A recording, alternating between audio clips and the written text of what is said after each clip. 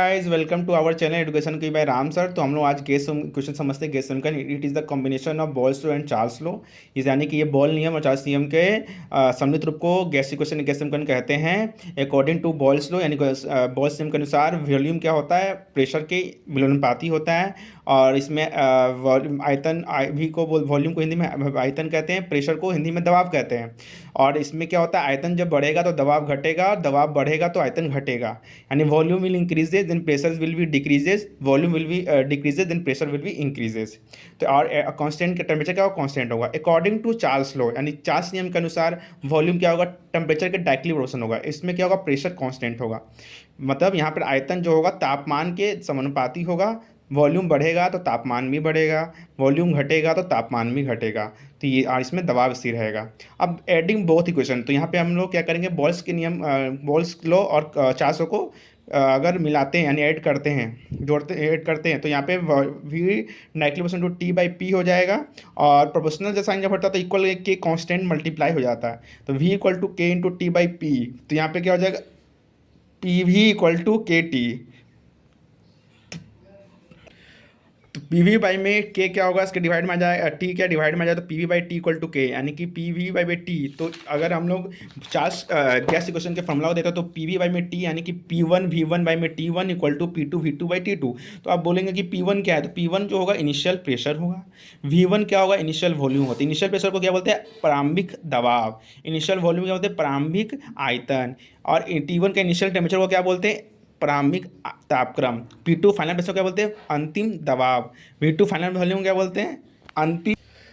P to final pressure यानी अंतिम दबाव, वी टू फाइनल वॉल्यूम यानी अंतिम आयतन, टी टू फाइनल टेम्परेचर यानी अंतिम तापक्रम। Suppose you have a sample, यहाँ तो यही न्यूमेरिकल्स है गैस इक्वेशन का। Suppose you have a sample of a gas at 303 kelvin in a container with a volume of 2 litre and pressure क्या होता है, दबाव दिया हुआ है 760 मिलीमीटर एच जी। मैंने बताया था कि मिलीमीटर एच जी है तो दबाव में है, और लीटर वॉल्यूम में होता है। The sample is move to a temperature of 340 kelvin. Temperature कितना हो गया, 340 हो गया। और पहले टेम्परेचर कितना था, 303 था। तो यानी कि टेम्परेचर क्या हुआ, इंक्रीज किया है। Then volume increases slightly to 2.1 litre. तो यहाँ भी इसमें भी पहले 2 लीटर था, 2.1 लीटर, यानी वॉल्यूम भी इंक्रीज किया। दिखा what is the pressure of sample now. ठीक है, तो हम लोग को पता है कि अगर प्रेशर गिवन नहीं है, प्रेशर क्या हो, गिवन नहीं है, तो हम लोग क्या लेते हैं, वैसे तो अगर गिवन दिया ही हुआ है, अगर नहीं होता तो हम लोग लेते थे एस टी पी और एन टी पी पर 760 mm/Hg, लेकिन गिवन है P1 दिया हुआ, तो यहाँ पे लिख लेते हैं पहले गिवन। लिखेंगे पहले we write solution, then write given, then we write T1 equal to 303 kelvin. यानी 303 केल्विन क्या है, T1 है। और V1 क्या है, 2.0 लीटर, 2 लीटर। P1 760 mmHg दिया हुआ है, गिवन है।